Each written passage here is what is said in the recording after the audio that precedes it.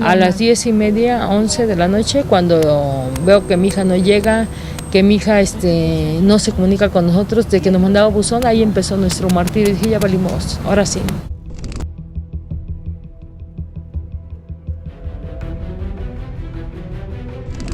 ¿Cuál es tu nombre completo? César Armando Librado Legorreta. ¿Cómo te dicen? Coqueto.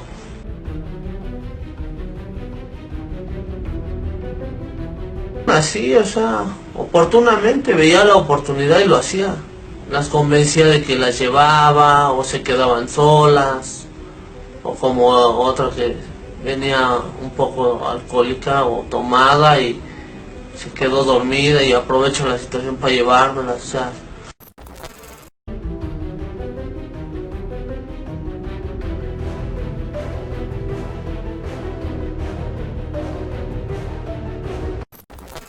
Un día de noviembre, Eva Cecilia, de 16 años, salió de su casa a dar un paseo con su novio. Ella ya no llegó a regresar. Sus padres la buscaron por muchos lugares. Cuando al fin la encontraron, ellos no sabían que su hija sería una víctima de uno de los hombres más buscados de todo México. Hola a todos, ¿cómo están? Mi nombre es Lesma, espero se encuentren muy bien. Yo como siempre muy contenta de poder estar un día más aquí con ustedes, muy agradecida de que me estén viendo donde quiera que se encuentren. Hoy tenemos un caso que impactó a todo México. Acompáñenme a ver todos los detalles.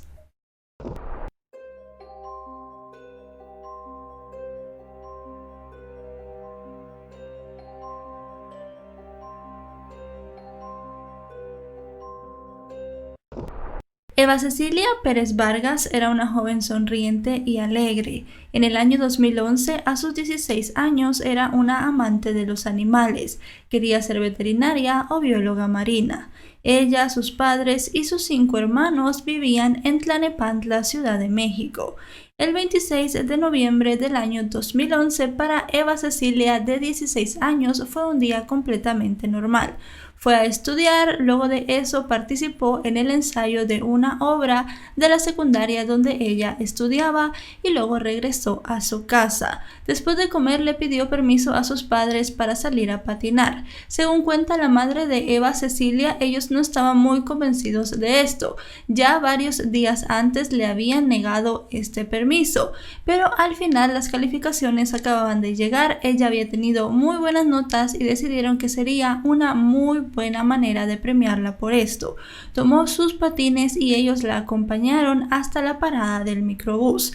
En la parada del microbús se encontró con su novio, quedaron en que ella regresaría entre las 8:30 y 9 de la noche a su casa, se despidieron y luego de eso ya no la volvieron a ver con vida. Eva no llegó a su casa esa noche, sus padres estuvieron llamándola en repetidas ocasiones. Todo se puso todavía peor cuando llamaron al novio de la jovencita. Él dijo que hacía más o menos 20 minutos la había dejado en el microbús que la tendría que llevar a su casa. Entre el lugar donde supuestamente ella había tomado el microbús y su casa solamente había un trayecto de unos 5 minutos más o menos, por lo cual sus padres comenzaron a ponerse muy nerviosos. No era una hora con mucho tráfico, así que allí ya intuían que algo malo había pasado. Los hermanos mayores de Eva Cecilia fueron hasta la central de microbuses porque a este lugar tenían que llegar todos los conductores con su respectivo microbús. El novio de Eva había dado algunas características del microbús y ellos pensaron que con esto podían ir a este lugar, preguntar al chofer qué había pasado con la jovencita, pero no encontraron ningún microbús que fuese parecido al que el joven había descrito, y además de eso los otros choferes que estaban en el lugar tampoco llegaron a darles alguna pista o siquiera a ayudarlos. Lo que hicieron fue, con una amiga que era abogada, ir al Ministerio Público para poner una denuncia por persona desaparecida. Llegando al lugar, trataron muy mal a la familia, no les pusieron atención e incluso les pidieron dinero para poder realizar la investigación.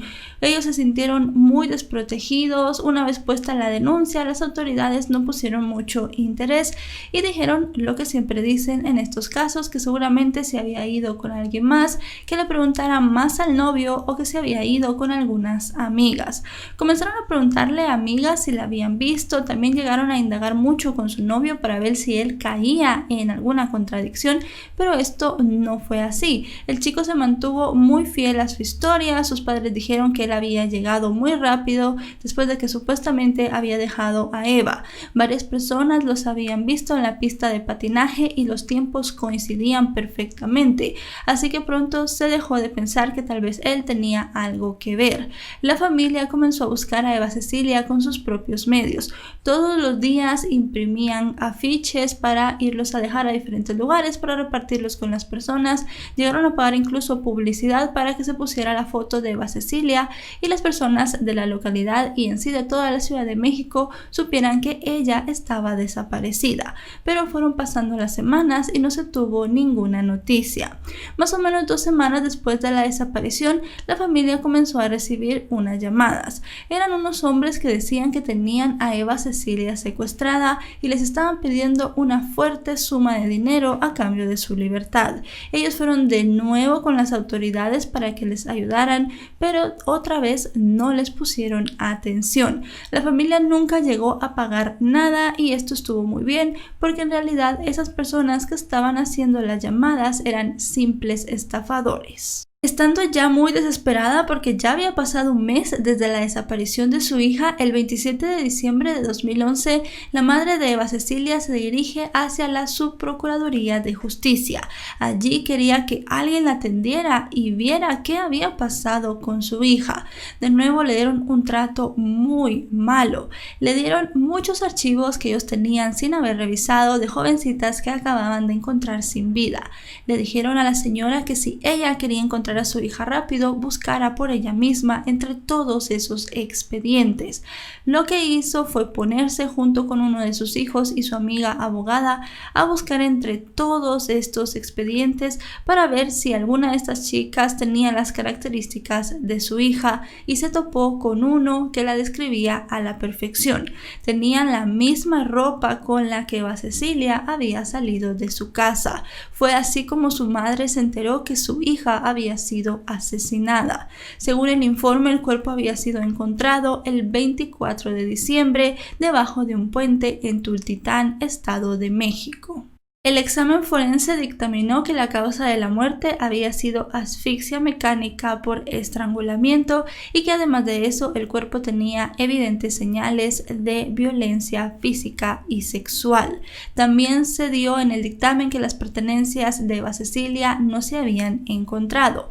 Entre estas pertenencias había un celular. Este celular sería muy importante para la investigación, ya que daría una pista para poder encontrar a la persona que le había quitado la vida a la jovencita. El 26 de febrero del año 2012, al final, la policía realizó una captura por el crimen de Eva Cecilia. Una mujer había denunciado a su marido. Un día de noviembre del año 2011 le había llevado un celular como regalo. Él le dijo que lo había comprado en una casa de empeño. Cuando la mujer comenzó a revisar el celular, vio las fotos de una jovencita. Luego salió a la calle y se dio cuenta que esta jovencita era Eva Cecilia. Era idéntica a las fotos, había fotos iguales puestas en los carteles de búsqueda, así que ella decidió ir a la policía para poder denunciar esto. Con esto se realizó la captura de César Armando Librado Legorreta, alias El Coqueto, un hombre de 29 años. César Armando había crecido con su madre, abuela y hermano. La relación con el padre del hombre era casi nula y además de eso la relación con su madre también era muy mala. Según se sabe, ella maltrataba mucho a sus hijos de manera física y también verbal. Los desatendía demasiado y era la abuela quien se llegó a encargar de la crianza de ambos. También se llegó a saber que César Armando sufrió de muchas burlas en el colegio, ya que en cierto punto de su adolescencia él se le declaró a una chica de su salón y esta niña pues terminó por rechazarlo en frente de todos y esto hacía que se burlaran constantemente de él. La situación mala en la escuela, la situación muy mala en su casa también hicieron que él comenzara a trabajar trabajar desde muy joven. A los 15 años ella conducía un microbús y este fue el único empleo que tuvo en toda su vida.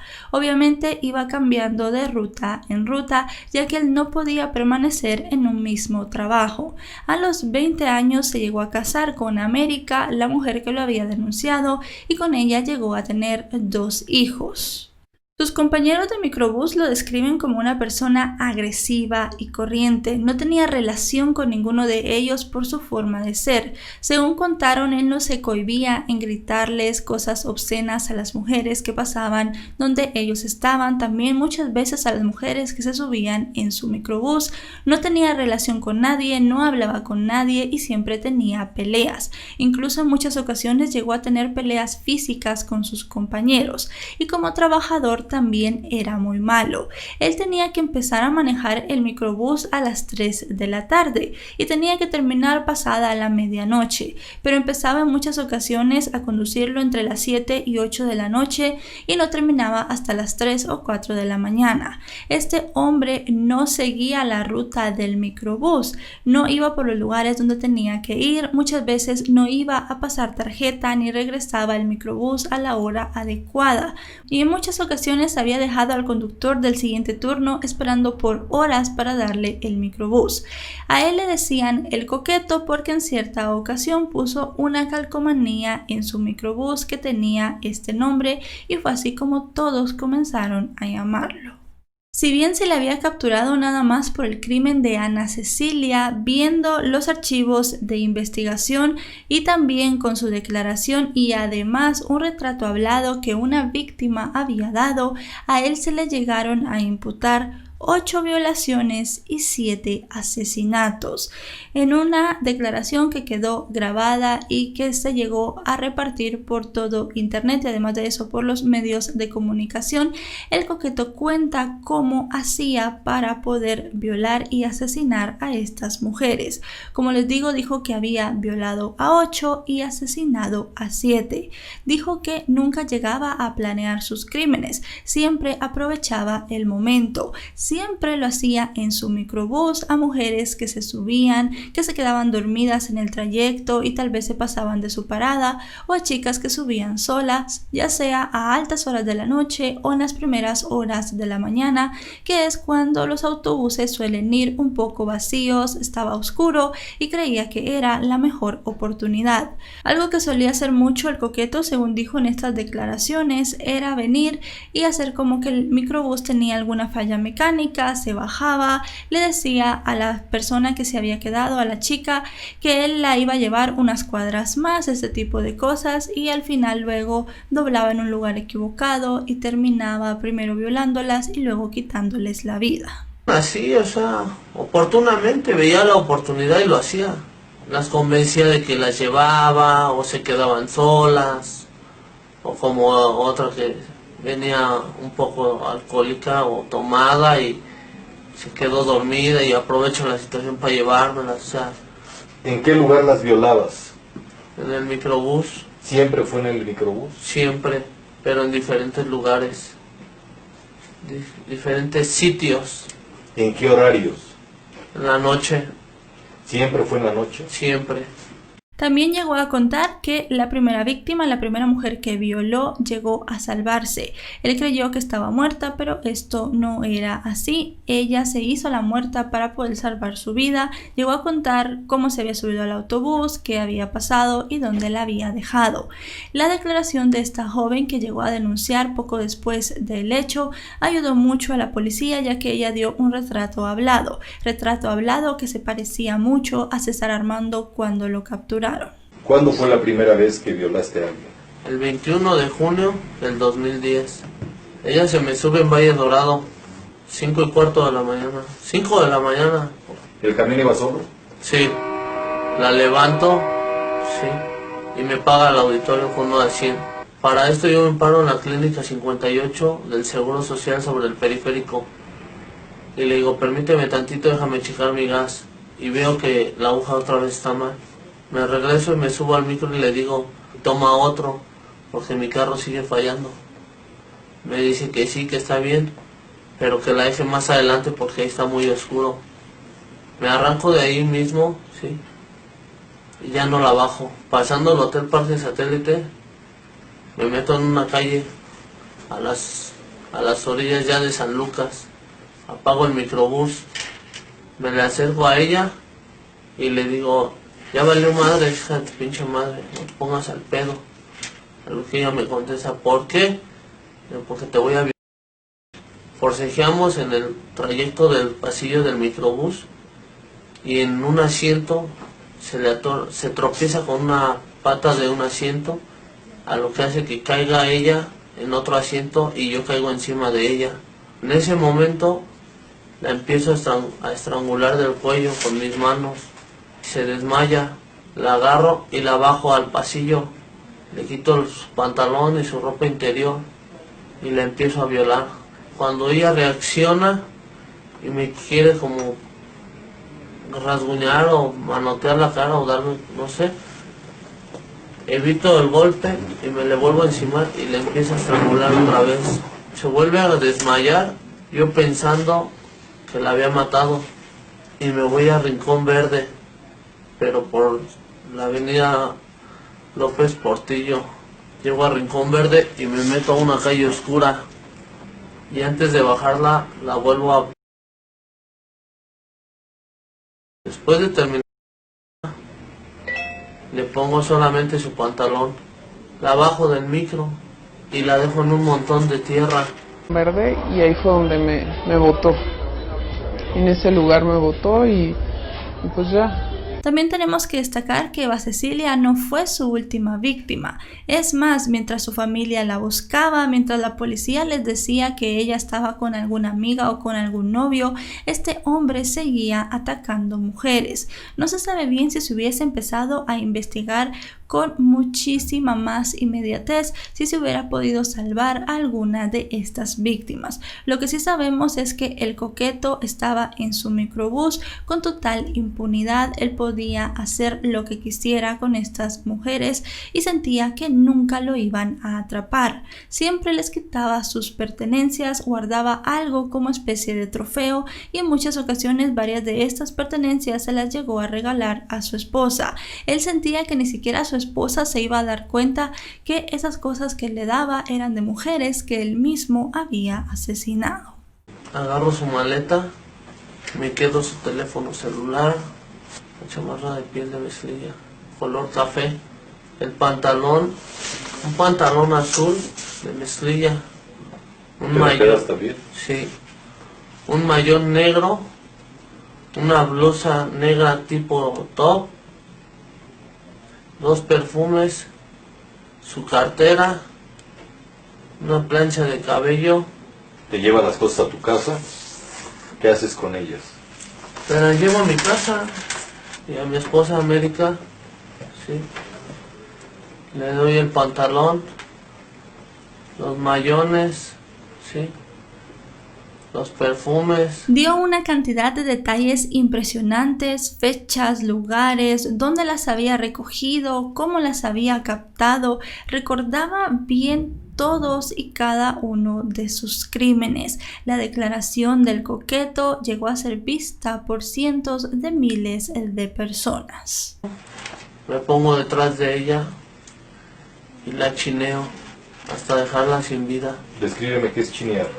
Metes el brazo derecho y rodeas el cuello, subes el brazo izquierdo colocando presión sobre tu brazo derecho, ¿sí?, hasta llegar a que la persona se quede sin aire. Teniendo ya la declaración del coqueto, tomando los expedientes que se tenían en la fiscalía, se pudo saber al final la identidad de las 7 víctimas del hombre. Blanca Elia Magaña, de 28 años, Camila, una chica de 17 de quien no se llegó a dar los apellidos por su condición de menor de edad, Eva Cecilia, de 16, Sireni Dayana, de 23 años, Fernanda Novarte, de 20 años, Fidelia Ayala y Patricia Patricia Briaño, de 35 años. La policía para ese momento ya había rastreado el teléfono de Sireni, porque este hombre lo había ido a dejar a una casa de empeño, el email todavía estaba activo y de esta forma pudieron dar con una mujer que lo tenía. Esta mujer no tenía ninguna relación con el coqueto, ella simplemente había ido a la casa de empeño para poder comprar el teléfono celular. En la casa de empeño no le dieron muchos datos a la policía, así que al final esta pista no llegó a dar a mucho. Si no hubiese sido porque él le dio el teléfono de Eva Cecilia a su esposa, tal vez hubiese pasado mucho tiempo más para que el caso se resolviera, o tal vez jamás se hubieran resuelto y en este momento este hombre estaría libre. A pesar de que la policía sentía que había sido un gran logro llegar a capturar a este hombre, la felicidad por la captura les duró muy poco. Luego de hacer la conferencia de prensa anunciando que el hombre había sido capturado, él llegó a escaparse. La madrugada del 28 de febrero, solamente un día y algunas horas después de su detención, él todavía estaba en el edificio de la Subprocuraduría de Justicia. Lo habían dejado con unos guardias que tenían que custodiarlo toda la noche. Él estaba esposado de pies y manos. Estos guardias llegaron a dormirse, tenían mucho sueño, dijeron, y estaban muy cansados. Este hombre aprovechó en ese momento para poderse zafar de las esposas. Se hizo daño en una de las manos mientras intentaba quitar las esposas y también tuvo que doblar de una manera muy increíble sus pies para poderse quitar las esposas de los pies. Estando ya sin las esposas, él llegó a bajar con la ayuda de unos cables por una ventana. Estaba en el tercer piso de la Subprocuraduría. Luego de eso pasaron muchos días sin llegar a saber de él. En ese momento las autoridades tuvieron que hacer otra rueda de prensa para anunciar que este hombre del que tanto presumían haber capturado se les había escapado. Pusieron una recompensa de $1.000.000 para cualquier persona que tuviera información de dónde podía estar el coqueto. En ese momento se convirtió en uno de los hombres más buscados de México. Se repartió su fotografía por todo el país y se pusieron cientos de agentes a disposición de la búsqueda del hombre. El día 3 de marzo de 2012, de nuevo gracias a una pista externa a la policía, se pudo dar con la ubicación de César Armando. Él estaba en la casa de una de sus tías. La persona que había dado la ubicación fue una de sus cuñadas, la esposa de un medio hermano que él tenía, que había llegado a la casa, lo había visto y lo había identificado. César Armando estaba en la casa de una de sus tías paternas. Realmente él no tenía mucha relación con ese lado de su familia, así que había pocas personas que lo conocían muy bien. Cuando se le encontró en la casa de esta tía, él tenía varias lesiones en las vértebras y la pierna derecha. Cuando le preguntaron qué había pasado, él comentó que cuando había escapado, él se había lastimado. Estaba bajando por la pared gracias a los cables, pero en cierto punto se resbaló y se cayó en el suelo, lastimándose completamente. Se arrastró hasta la calle donde estaban pasando los carros. Paró a un automovilista, le dijo que lo acababan de atropellar. El hombre lo subió a su vehículo y lo ayudó. Él le pidió que no lo llevara al hospital, sino que lo llevara a la casa de su hermano. Estando en la casa de su hermano, este llamó a su madre. La madre le dijo que se desentendiera de él, que lo llevara con su padre. Una vez en la casa del padre, el padre lo mandó con la tía. Le dijeron que él había sido víctima de un secuestro, que lo habían dejado de esa manera en el secuestro. Este hombre se rapó el pelo, quería cambiar de cierta manera cómo se veía, pero nunca llegó a pedir ayuda por las lesiones que tenía. Él estaba tirado en el suelo, no se movía, y si se hubiese esperado un poco más, él tal vez hubiese tenido lesiones irreversibles y se hubiese quedado sin caminar.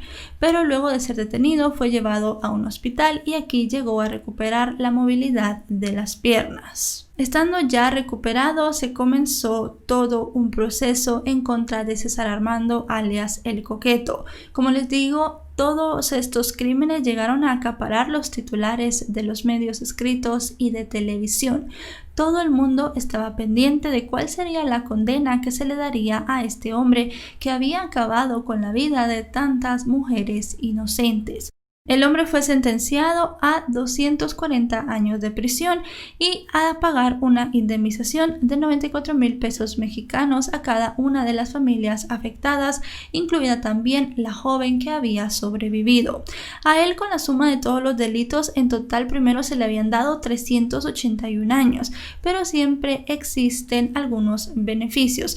Al haber confesado, le llegaron a reducir algunos años, quedó en una sentencia mínima por cada una de las violaciones y asesinatos, y fue como al final terminó todo en 240 años. 240 años obviamente simbólicos, podríamos decir que él fue sentenciado a una cadena perpetua porque no va a vivir 240 años, aparte que ya tenía 30 años cuando todo pasó, así que en este momento podríamos decir que César Armando, alias El Coqueto, va a pasar el resto de sus días en la cárcel y ya no va a poder dañar a ninguna otra persona.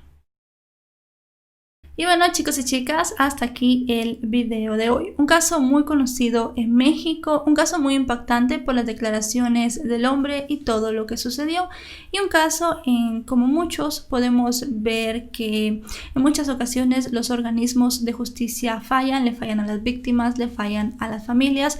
Aquí podemos ver que a Eva Cecilia no se la buscó a tiempo y es algo bastante lamentable, porque tal vez haciendo una mejor investigación al inicio se hubiese salvado alguna de las otras vidas. Como les digo, ella no había sido la última víctima. Si este video les ha parecido informativo, recuerden dejarle un me gusta, recuerden suscribirse si no lo están. Actualizo 3 o 4 veces por semana. Si están suscritos les llegará una notificación cada vez que yo suba un video. No me queda nada más que decirles que nos veremos hasta otro caso. Adiós.